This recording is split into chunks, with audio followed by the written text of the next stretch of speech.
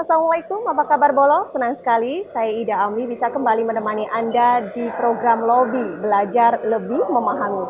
Lobby merupakan kerjasama antara Arek TV dengan DPRD Surabaya.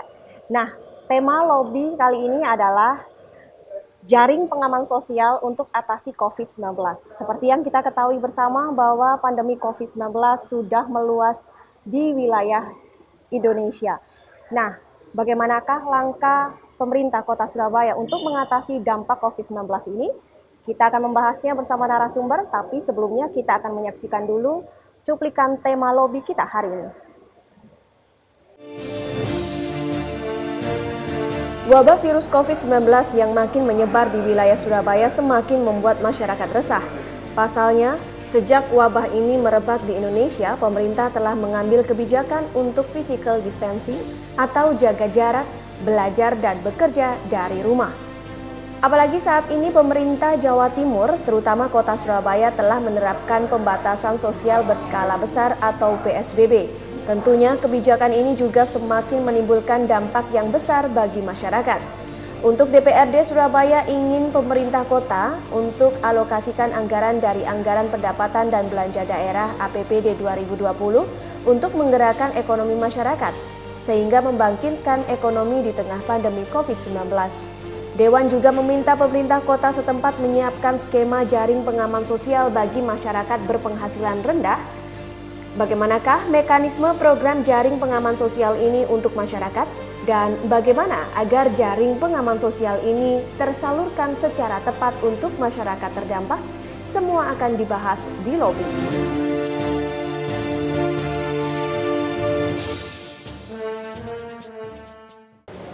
Boleh, itu tadi cuplikan tema lobby kita hari ini. Kita akan membahasnya dengan narasumber. Sudah hadir di sini, beliau adalah Ibu Reni Astuti, Wakil Ketua DPRD Kota Surabaya. Assalamualaikum, apa kabar Ibu? Waalaikumsalam warahmatullahi. Alhamdulillah, baik. Sehat ya, baik. Ya, moga-moga sehat selalu. Amin, amin. Baik, Ibu, DPRD Surabaya mendorong pemerintah untuk menyiapkan jaring pengaman sosial, begitu ya. Nah, seperti apa itu programnya, Ibu? Ya, jadi saat ini kita masuk pada pandemi corona ya, COVID-19, dan kita bisa merasakan ya secara langsung bahwa pandemi ini membawa dampak terhadap aktivitas dan program yang ada juga di pemerintah Kota Surabaya. Tapi bagaimanapun juga memang kondisi ini tetap harus kita hadapi ya dengan kewaspadaan ya, dan tentu kami di DPRD Kota Surabaya bersama dengan pemerintah Kota Surabaya bagaimana kemudian menjalani ya, menyikapi ya kondisi saat ini dengan mengedepankan pada sisi keamanan dan keselamatan warga Kota Surabaya gitu. Nah, prioritas utama ya, Bu ya. Iya, saya kira dalam konteks seperti ini maka sisi kemanusiaan yang itu pada keamanan dan keselamatan warga kota itu menjadi hal yang paling utama ya, sehingga kemudian apapun kebijakan, apapun langkah program yang diambil itu pijakannya adalah pada keselamatan dan keamanan warga kota, khususnya warga kota Surabaya. Nah, pemerintah Kota Surabaya sejak 2 Maret ya, pemerintah pusat menyatakan adanya positif corona ada masuk di Indonesia dari 2 pasien 1 dan pasien 2 pada waktu itu. Pada waktu itu Surabaya dalam hal ini wali kota ya itu sudah memulai melakukan sosialisasi terkait dengan bagaimana kita bisa mengantisipasi ya upaya-upaya agar kemudian corona ini wabahnya tidak masuk ke Indonesia, ke Surabaya. Seperti itu. Kemudian upaya-upaya yang bersifat preventif, promotif pada waktu itu juga dilakukan oleh pemerintah kota. Bahkan pada waktu itu pemerintah kota sudah memulai membangun kerjasama dengan UNER ya, dalam hal ini Rumah Sakit UNER sekiranya nanti ada kebutuhan terkait dengan tindakan lab ya, atau uji atau tes, atau juga tindakan layanan kesehatan lainnya. Itu di awal sudah, sebelum kemudian akhirnya wabah corona itu juga masuklah karena memang penyebarannya sangat cepat. Bahkan per tanggal 12 April ya, sekarang 13 April, per 12 April itu juga sudah hampir Jawa Timur ya, semuanya kena kan, terpapar ya, tinggal dua daerah ya, Sumeneb sama Sampang yang belum. Artinya adalah memang virus corona ini itu begitu cepat penyebarannya ya. Dan saat ini di Surabaya juga angkanya sudah tinggi ya, positif di angka 180 konfirmasi positif ya, sekitar 520 PDP dan sekitar 1.300 sekian orang dalam mantauan begitu. Jadi pemerintah kota sudah melakukan upaya-upaya preventif, promotif, kuratif yang ini terus kita dan tracing ya, dan tracing yang kita dorong ini benar-benar terus diperkuat dan diperluas begitu ya. Nah, kemudian hal yang juga tidak kalah penting adalah terkait dengan perlindungan sosial. Nah, di perlindungan sosial inilah kemudian perlu adanya jaring pengaman sosial. Nah, jaring pengaman sosial ini sebenarnya menjadi kewajiban pemerintah, baik itu pemerintah pusat maupun juga pemerintah daerah. Di dalam surat edaran Mendagri ya, pada tanggal berapa ya, surat edaran Mendagri itu kalau nggak salah tanggal 20 Maret ya, 20 Maret. Di sana dikatakan agar daerah yang melakukan pembatasan sosial kayak social distancing itu, seperti juga di Surabaya saat ini gitu ya. Yang sekarang yang itu kemudian berdampak kepada masyarakat berpenghasilan rendah. Karena orang sudah diminta di rumah saja, otomatis PKL menjadi sepi. Kemudian beberapa perusahaan PHK, orang yang dulunya punya pekerjaan tidak punya, orang yang dulunya ojek online kemudian menjadi nggak ada, sepi, berkurang ya, seperti itu. Tentu ini sangat berpengaruh ya, yang seperti itulah kemudian harus diberikan jaring pengaman sosial. Nah, pemerintah kota tengah menyiapkan itu. Nah, mekanismenya sendiri bagaimana Bu tentang program ini? Ya, jadi kalau terkait dengan mekanisme, yang jelas sekarang untuk anggaran sudah disiapkan oleh pemerintah kota ya. Gitu ya. Jadi sudah menyiapkan, nanti fiksasi besarannya seberapa nanti kita akan menunggu di rapat dengan Badan Anggaran dan TAPD. Tapi yang jelas secara umum Wali Kota sudah menyampaikan ya, apakah nanti bisa jadi angkanya naik ya, karena kondisi yang sekarang juga semakin. Berarti usulan ini sudah diterima dan lagi diproses begitu? Ya. Oh, baik. Mekanismenya sendiri juga sudah dibicarakan Bu atau masih proses juga? Kalau mekanisme nanti penyalurannya seperti apa, mungkin nanti belum, nanti biar didalemin sama teman-teman yang ada di komisi ya. Tapi yang jelas, yang terpenting adalah yang membutuhkan, ya yang prioritas itu nanti akan mendapatkan.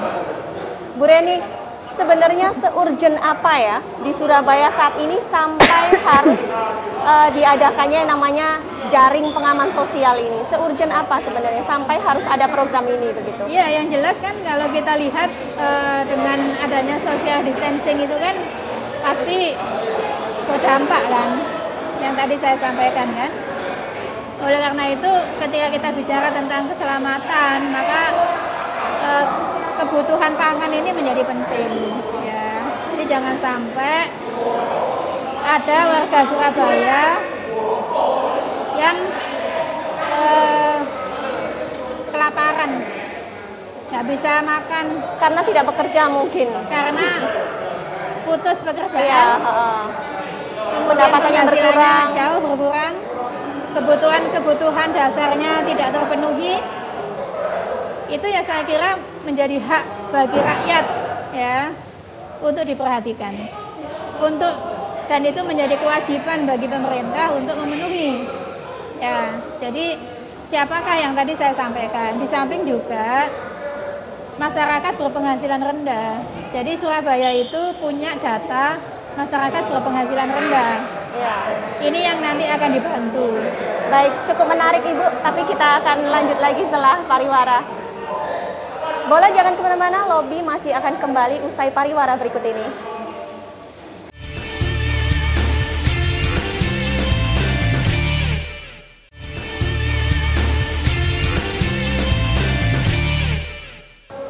Kita masih di Lobby dengan narasumber Ibu Reni Astuti, Wakil Ketua DPRD Surabaya. Baik, Ibu, kita lanjut lagi obrolan kita ya. Seurgent apa sampai program ini harus ada begitu? Iya, tadi kan sudah ya. Intinya adalah bahwa keselamatan dan keamanan warga itu harus diutamakan. Dan kalau kita bicara tentang bencana, maka kebutuhan dasar, kebutuhan sehari-hari itu harus terpenuhi. Ya. Jangan sampai ada yang kelaparan, Ya. jangan sampai ada yang tidak bisa memenuhi makanan untuk anggota keluarganya, gitu ya. Oleh karena itu kebutuhan sembako ya itu menjadi hal utama bagi yang membutuhkan. Oleh karena itulah kemudian kita dorong kepada pemerintah kota untuk menyiapkan daftar penerima ya jaring pengaman sosial daerah. Jaring pengaman sosial daerah ini kan nanti tidak hanya kewajiban dari pemerintah daerah, yaitu pemerintah kota. Nanti juga ada dari pusat. Ada misalkan kartu prakerja yang kemarin sudah mulai dibuka pendaftarannya bagi korban PHK atau mungkin bagi mereka yang usia minimal 18 tahun ya dengan beberapa tahapan pendaftaran yang harus itu disampaikan. Sudah disosialisasikan ya Ibu? Kalau itu kan programnya pemerintah pusat. Pusat sudah mensosialisasikan melalui media ya. Kita minta, tentu kita berharap masyarakat nanti bisa mengikuti informasi itu, dan kita juga mendorong pemerintah kota untuk program-program yang dari pusat pun juga disosialisasikan. Jadi program pemerintah disosialisasikan, mau itu programnya pemerintah pusat, mau itu programnya pemerintah kota, itu disosialisasikan, diberitahukan ke ke warga. Dan kita juga mendorong kelurahan ya, RW, RT gitu ya. Jadi intinya ayolah kita sekarang sama-sama membantu. Jadi kita melihat sekitar kita, Pak RT melihat warganya, Pak RW melihat wilayahnya, kelurahan melihat semua yang ada di situ. Ya, pemerintah kota memperhatikan warga Surabaya. Kami di DPRD sebagai wakil rakyat juga memperhatikan, ya, mendengar, kemudian menampung, ya, dan menindaklanjutin ya seoptimal mungkin ya apa-apa yang bisa kita bantu. Jadi intinya kita bersama-sama di situasi sulit seperti ini, kita bersama-sama untuk kemudian siapa yang paling punya hak untuk dibantu harus dibantu. Siapa yang nggak tahu diberitahu, yang nggak tahu caranya ya diberitahu. Ya, semuanya punya semangat untuk melayani dan membantu gitulah intinya. Utamanya kepada perangkat yang ada di pemerintah kota sampai di tingkat kelurahan. Baik, sampai di di kelurahan gitu ya, nanti akan ke RW dan ke RT-nya begitu. Nah, Ibu, pastilah sebelum pada kebijakan JPS ini Pemkot sudah menerapkan kebijakan-kebijakan yang memang diharapkan bisa mengatasi dampak COVID-19 ini. Nah, apakah kebijakan-kebijakan yang sebelumnya juga tetap akan dilakukan atau bagaimana? Iya, tetap. Jadi selama ini pun pemerintah kota bersama DPRD mendorong kepada program-program terkait dengan kesejahteraan rakyat. Ya, bagaimana kemudian kita membantu penanganan kesejahteraan sosial yang ada di warga kota Surabaya. Itu tetap kita menjadi prioritas ya, prioritas untuk kemudian diperhatikan. Nah, ketika masa pandemi COVID-19 ini itu tidak berhenti, ya tetap berjalan, ditambah lagi dengan penanganan yang khusus terkait dengan dampak COVID-19 gitu.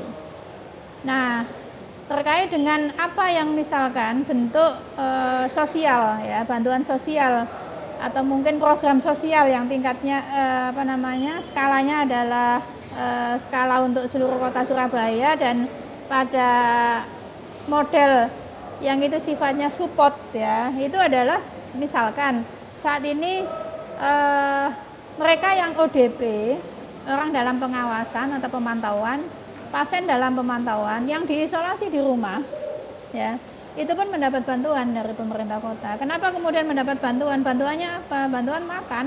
Itu sudah terrealisasi? Sudah terlaksana. Bantuan makan sama kebutuhan sehari-hari. Supaya apa? Supaya mereka itu benar-benar nggak keluar rumah. Jadi kalau ODP, PDP itu benar-benar di rumah. Sudah harus di rumah saja, termasuk ya? Anggota keluarganya. Termasuk ya, tidak lagi keluar-keluar. Ya, dan itu karena pemerintah katakanlah mewajibkan begitu ya, supaya mereka isolasi mandiri, maka pemerintah juga punya kewajiban untuk memenuhi kebutuhan sehari-harinya. Dan itu sudah dilaksanakan, sudah berjalan, dikirim bantuannya oleh petugas dari pemerintah kota sebagai bentuk upaya untuk mereka benar-benar isolasi secara disiplin, iya. Dan kemudian rantai penyebaran ini tidak terus nyambung. Minimal diminimalisir, tidak satu keluarga yang terdampak ini tidak sampai menyebarkan begitu ya? Iya, harapannya memang begitu. Bu Reni, seperti apa sebenarnya dampak dari COVID-19 terutama untuk masyarakat berpenghasilan rendah sehingga Pemkot harus menyiapkan program ini, Bu? Ya, yang jelas kan berdampak ya, jelas kebutuhan sehari-harinya kan jelas berdampak. Ya, kebutuhan pangan ya. Dan itu yang kemudian menjadi hal yang utama untuk menjadi suatu alasan program ini harus itu, dilakukan. Begitu, iya, ya? itu primer itu. Kebutuhan primer yang harus dipenuhi yang sekarang terganggu dengan kondisi wabah ini. Betul. Bu, apa yang perlu dipersiapkan Pemkot untuk menjalankan program ini? Persiapannya sendiri? Ya, terkait dengan mekanisme nanti saya kira kalau data itu penting utama. Pertama adalah data harus benar-benar valid, terupdate ya, semuanya terakomodir yang memang benar-benar membutuhkan. Jangan sampai nanti ketika ada pembagian ada yang kesingsal, ada yang nggak dapat gitu ya. Risuh dan sebagainya. Ada yang gitu risuh ya. Kemudian malah tidak tidak tepat sasaran ya. Oleh karena itu nanti pemerintah kota harus membuka semacam deks layanan ya bagi mereka yang tidak dapat, tapi mereka yang sesungguhnya punya kriteria. Itu nanti harus bisa melaporkan. Harus ada ruang seperti itu. Kelurahan yang jelas harus benar-benar bisa mengenali wilayahnya dan mengenali kondisi warganya. Iya. Kemudian sehingga memberikan pada orang yang memang betul-betul membutuhkan. Ya. Kemudian terkait dengan pengadaan, saya kira pengadaan logistiknya ini karena banyak harus benar-benar berkualitas ya, karena ini makanan jangan sampai kemudian ada problem, jadi kualitas makanannya juga nanti harus terjaga. Baik, kita lanjut lagi, Bu. Boleh jangan kemana-mana, perbincangan kami semakin menarik, kita akan kembali lagi di lobi.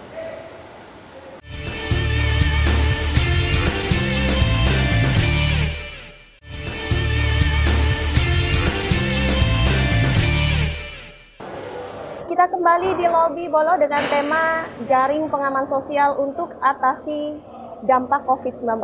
Nah, Bu Reni,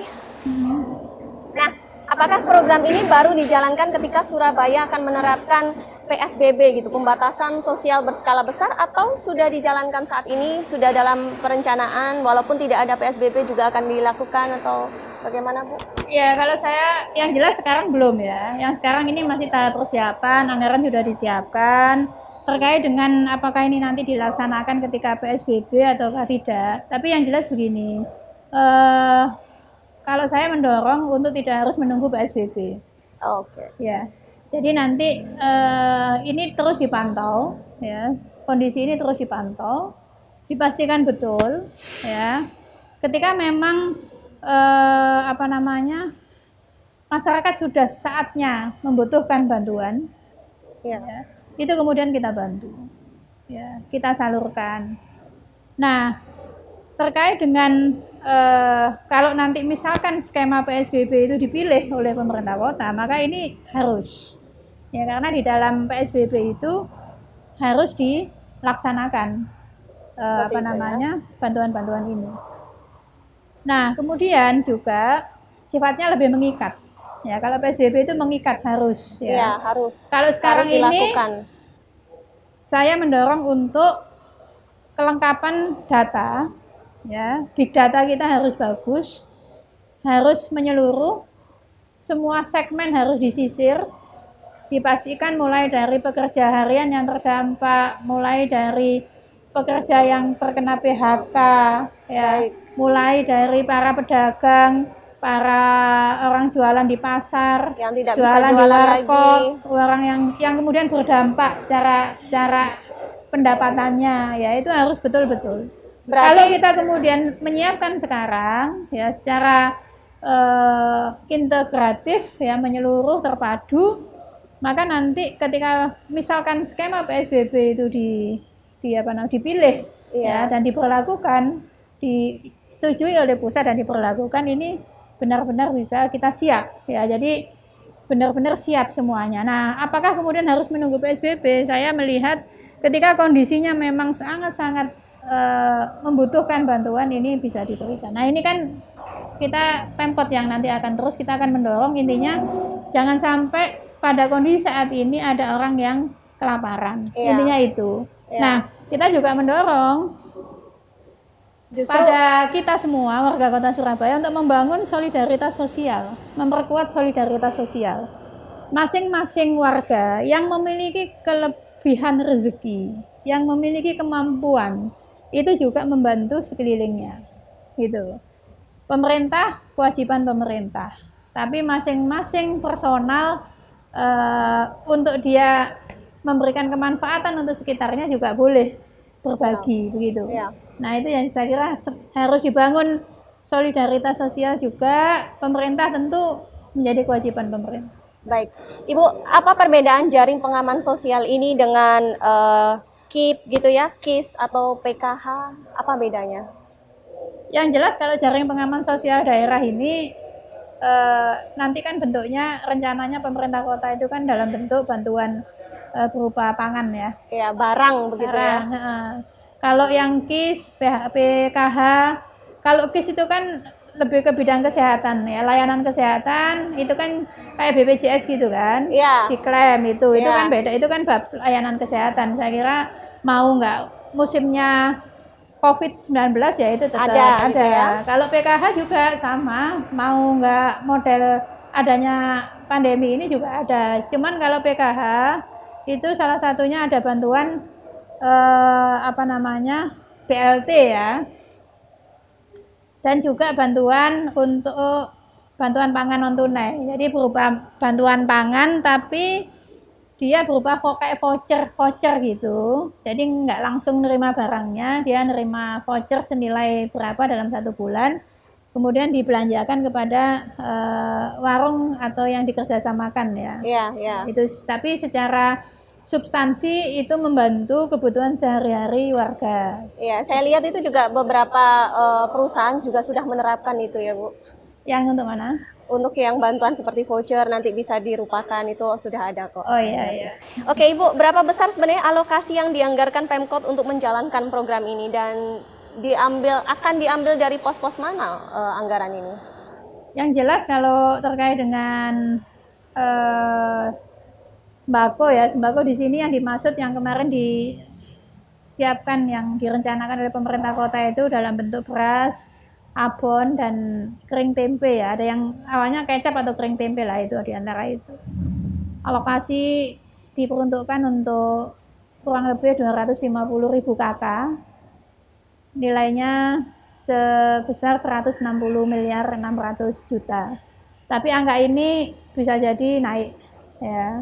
Karena seiring mungkin jumlah PHK yang bertambah, gitu. Ya, seperti itulah. Intinya yang jelas kita sangat berharap mendorong kepada pemerintah kota untuk betul-betul menggunakan data yang akurat, up to date, dan kemudian ini adalah uangnya rakyat, 160 miliar ini uangnya APBD, uangnya rakyat, jadi harus benar-benar bisa dipertanggungjawabkan, benar-benar bisa diperuntukkan secara tepat.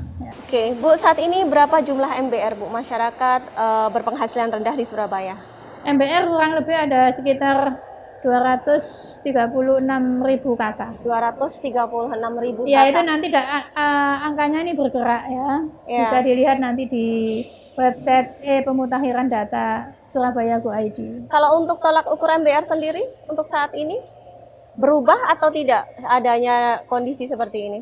Ya, yang jelas kalau MBR yang sebelumnya itu sudah ada kuesioner ya terkait dengan variabel-variabel yang mencerminkan bahwa orang ini memang berpenghasilan rendah dan membutuhkan bantuan dari pemerintah kota.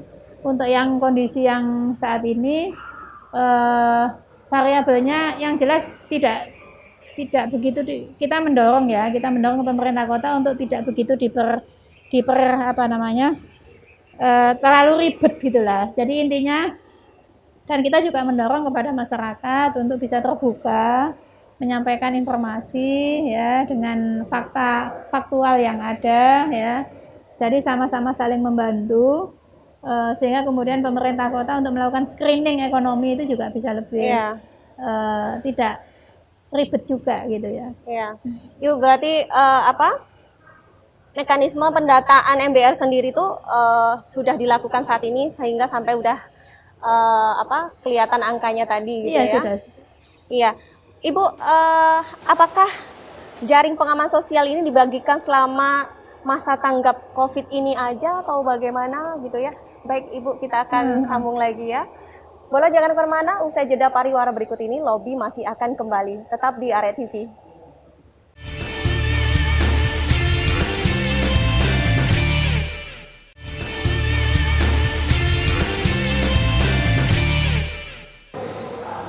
Kita kembali di lobi, tepatnya di gedung DPRD Kota Surabaya bersama narasumber kami, Ibu Reni, Wakil Ketua DPRD Surabaya.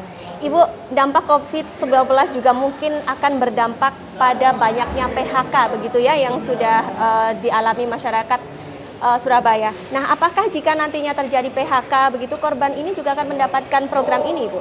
Atau mungkin Pemkot menyiapkan program yang lain begitu?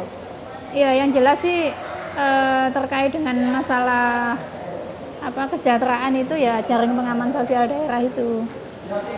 Nah, tentu kita mendorong pemerintah kota itu di semua bidang ya, semua sektor itu semuanya diperhatikan. Termasuk masalah ketenagakerjaan. Kita kan punya Dinas Tenaga Kerja. Data-data terkait dengan PHK dan sebagainya tentu punya. Nah, ini kita minta untuk secara proaktif terus memantau, terus mendata gitu ya, agar kemudian mereka termasuk yang nantinya perlu mendapatkan perlindungan gitu. Sehingga tidak hanya MBR nanti yang dapat, tapi juga korban PHK. Ya. Ini yang saya kira. Kemudian kita juga mendorong kepada warga Kota Surabaya yang terkena PHK ya untuk juga melaporkan ke Dinas Tenaga Kerja. Dan kita meminta kepada Dinas Tenaga Kerja untuk secara terbuka melayani warga Kota Surabaya yang terdampak ya. Itu jadi kita mendorong mulai dari kelurahan, kecamatan, dinas terkait. Lek ono warga Surabaya sing takon, yang mengadu, yang membutuhkan pelayanan, tolong untuk dilayani dengan sebaik-baiknya. Karena saat ini itu adalah saat dimana kita saling membantu. Dan pemerintah itu punya organ, punya energi, ya, karena ada anggaran untuk kemudian membantu warganya. Selama memang kondisi warga itu memang benar-benar membutuhkan dan perlu untuk dibantu. Gitu. Jadi seperti itu ya, ini harus kita bangun bagaimana pemerintah itu pol-polan melayani warganya, bagaimana warga ini juga membantu pemerintah untuk menyajikan data yang sebenarnya. Kemudian warga yang lain yang kondisinya mampu membantu sekelilingnya. Jadi semua kita bersama-sama saling melengkapi. Ibu, pihak-pihak mana yang dilibatkan dalam menjalankan program ini nanti? Ya, yang jelas pemerintah kota ya. Pemerintah kota nanti dinas terkait. Di pemerintah kota itu kan ada gugus tugas untuk penanganan COVID ini. Dan kemudian pemerintah kota setahu saya juga banyak lembaga-lembaga yang turut membantu, menyumbang dan sebagainya. Saya kira itu perlu untuk dikalkulasi lah semuanya, berapa yang kemudian ada bantuan-bantuan dari non APBD, ada yang berapa dari APBD. Kemudian bisa tersalurkan secara merata. Intinya jangan sampai kemudian nanti ada yang dapat lebih banyak, ada yang nggak dapat sama sekali. Begitu.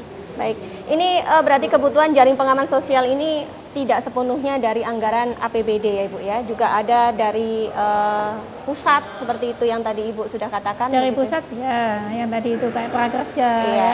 Baik. Kemudian bantuan kayak kemarin potongan yang informasinya ada potongan PLN ya untuk kategori tertentu gitu ya. Di Surabaya rencananya juga pemerintah kota akan memberikan keringanan untuk PDAM gitu. Nah, itu kalau seputar dari pemerintah. Nah, kalau misalnya jika ada kelompok atau masyarakat yang ingin menyumbang gitu ya, menyumbang kebutuhan pokok atau menyumbang program ini seperti itu.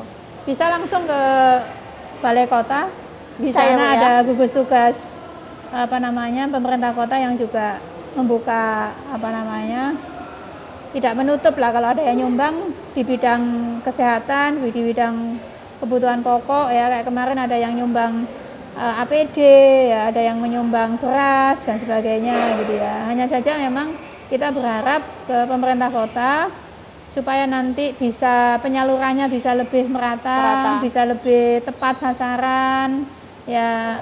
Dan kemudian kita juga tengah menyiapkan yang dari APBD gitu ya, maka kalkulasinya semuanya harus dihitung secara cermat sehingga kemudian potensi yang dimiliki oleh Surabaya baik itu dari APBD maupun dari non APBD itu seberapa, dan kemudian yang akan dibantu ini berapa gitu. Ini yang saya kira perlu. Nah, ketika kemudian dari potensi yang terkumpul kemudian yang dibantu ini ternyata masih kurang, ya udah anggaran APBD-nya yang dinaikkan.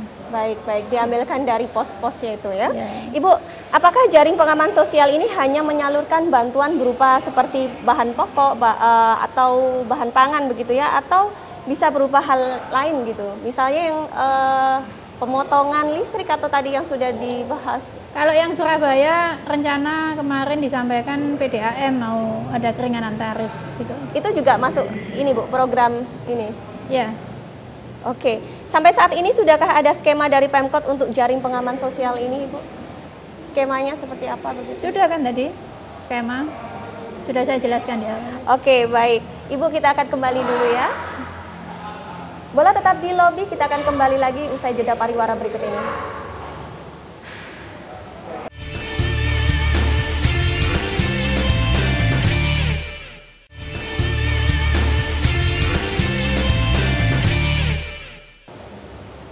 Boleh kita kembali di lobi belajar lebih memahami. Baik, Ibu, kita lanjut lagi perbincangan kita. Bagaimana DPRD mengawasi penggunaan anggaran dalam program jaring pengaman sosial ini? Ya, nanti ada komisi ya, ada komisi yang menjalankan menangani ini. Ada komisi D, dan itu sudah melekat bagi Dewan untuk menjalankan fungsi pengawasan. Ya, kita nanti semuanya lah terlibat. Baik. Kita apakah komisi ataukah nanti fraksi masing-masing. Yang jelas karena memang ini anggaran APBD, maka kita sama-sama kawal. Dan saya yakin juga pemerintah kota sudah mengupayakan sedemikian rupa untuk membantu warganya. Dan kita juga di DPRD akan memperkuat itu ya. Dan kemudian kita harapkan ini benar-benar bisa membantu warga kota. Baik, Bu Reni, sejauh ini bagaimana koordinasi antara Dewan dan Pemkot terkait penanganan COVID-19? Ya, pelaksanaan sudah berjalan ya. Kemarin kita di DPRD sudah melakukan rapat telekonferensi secara bersama dengan Wali Kota. Wali Kota sudah memaparkan beberapa hal. Kemudian setelah itu komisi-komisi juga sudah melakukan koordinasi dengan OPD terkait, ya. Pelaksanaan rapat secara telekonferensi sudah dilakukan. Kami tadi juga rapat Banmus, intinya adalah tugas fungsi kita sebagai Dewan tetap berjalan, kegiatan-kegiatan rapat, hearing tetap dilaksanakan, walaupun mungkin secara pelaksanaannya kita lebih menggunakan telekonferensi, ya, tapi kita berharap substansi dan hakikat dari rapat itu sendiri juga tidak akan hilang, ya. Yang jelas untuk bersama-sama memperkuat, ya, karena pada masa wabah, ketika masa bencana, maka yang dibutuhkan adalah kebersamaan, ya, untuk kemudian memperkuat dan kita membantu warga kota. Baik, kita kembali lagi ke program, Ibu. Nah, Presiden Jokowi juga mengatakan dana desa itu bisa digunakan untuk jaring pengaman sosial ini. Apakah Pemkot juga akan menginstruksikan kelurahan-kelurahan begitu untuk menggunakan dana desa untuk dipakai program ini? Dana kelurahan ya mungkin ya. Dana kelurahan sebenarnya nggak banyak kalau Surabaya. Kalau yang dari pusat itu nggak banyak. Dana kelurahan itu ada dua sumber, ada dari APBN, ada dari APBD. Yang dari APBN itu nggak banyak, hanya 52 miliaran setahun. Sementara dari APBD itu sampai hampir 400-an miliar, jadi jauh gitu ya. Artinya adalah terkait dengan dana kelurahan, selama itu kemudian memang bisa secara peraturan untuk kemudian nanti digunakan, dialihkan untuk penanganan COVID-19 ini, ya bisa dioptimalkan, dimanfaatkan. Ya. Sejauh ini menurut Bu Reni bagaimana penanganan Pemkot pada warga yang terdampak COVID-19 itu? Saya melihat Pemkot cukup baik ya.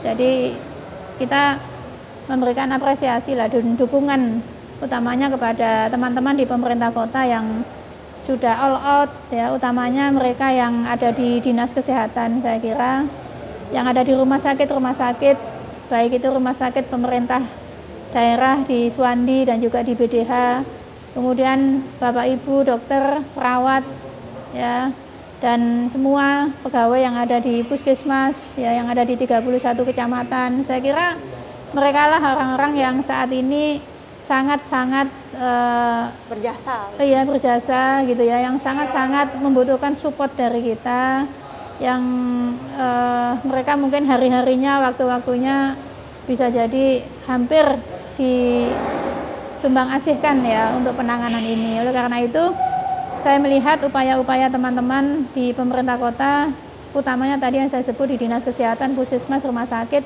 dan juga rumah sakit swasta ya tentunya, itu sudah bersungguh-sungguh ya. Dan kita tetap, saya sendiri kalau ada hal-hal yang memang membutuhkan klarifikasi atau yang perlu untuk kita beri saran masukan ya, hal-hal yang mungkin masih ada persoalan ya, kita sama-sama untuk saling menguatkan lah. Bu Reni menilai udah maksimal begitu ya, ada saran mungkin Bu? Yang jelas kalau terkait dengan penanganan COVID di bidang kesehatan ya, saya melihatnya upaya-upaya itu tengah dilakukan secara sungguh-sungguh lah oleh pemerintah kota ya. Yang kurang-kurang, yang masih perlu penyempurnaan ya, saya kira menjadi tugas kita untuk melakukan fungsi itu ya. Tapi semangatnya sama, semangatnya adalah bagaimana agar wabah ini bisa kita hadapi dengan baik ya, bisa berakhir semuanya diberikan kesehatan ya, utamanya begitu. Bu, Surabaya perlukah menerapkan pembatasan sosial berskala besar seperti yang dilakukan di Jakarta mungkin? Atau jika iya gitu, selain menyalurkan jaring pengaman sosial ini, hal apa yang harus diperhatikan gitu? Itu butuh bahasan khusus itu. Okay. Karena nanti ada 8 bidang yang harus diperhatikan terkait dengan PSBB. Yang jelas ketika PSBB itu diambil menjadi sebuah langkah, maka segala sesuatunya harus dipersiapkan. Nah, saya mendorong saat ini pemerintah kota menyiapkan segala sesuatu itu ya, sehingga kemudian kalau misalkan PSBB ini menjadi sebuah pilihan yang harus diambil, kita benar-benar siap dan tidak, bahasanya itu tidak kepontal-pontal ya, Jadi semuanya siap gitu. Nah, terkait dengan apakah kita perlu PSBB, kapankah kita perlu PSBB, saya kira ini memang membutuhkan kajian secara lengkap gitu ya, secara utuh gitu ya. Tapi kalau ternyata itu memang sebuah pilihan yang harus diambil, walau ya kita sebenarnya itu tidak ingin terjadi begitu ya. Ya, kalau itu emang pilihan yang harus diambil, ya kita harus memilih itu dengan segala kebersamaan yang harus kita sama-sama. Jadi ketika masa sulit itu yang harus kita kedepankan adalah kebersamaan. Baik, Bu Reni, closing statement ya. Pertanyaan terakhir, masukan untuk Pemkot terkait penanganan COVID-19 jika pandemi ini berlangsung lama, Ibu. Apa yang harus dilakukan masyarakat juga? Ya, yang jelas memang kita mesti menghadapi ini dengan dengan semua potensi energi kita, ya, artinya adalah kita sungguh-sungguh ya, dan saya kira kita tengah melakukan itu. Pemerintah kota tengah sungguh-sungguh mengupayakan ini, kita yang ada di DPRD pun tengah sungguh-sungguh mengupayakan ini, dan kita mohon doanya ya pada masyarakat, pada warga kota Surabaya agar kita di pengambil kebijakan ini juga tepat ya untuk mengambil apa yang terbaik untuk warga kota Surabaya gitu.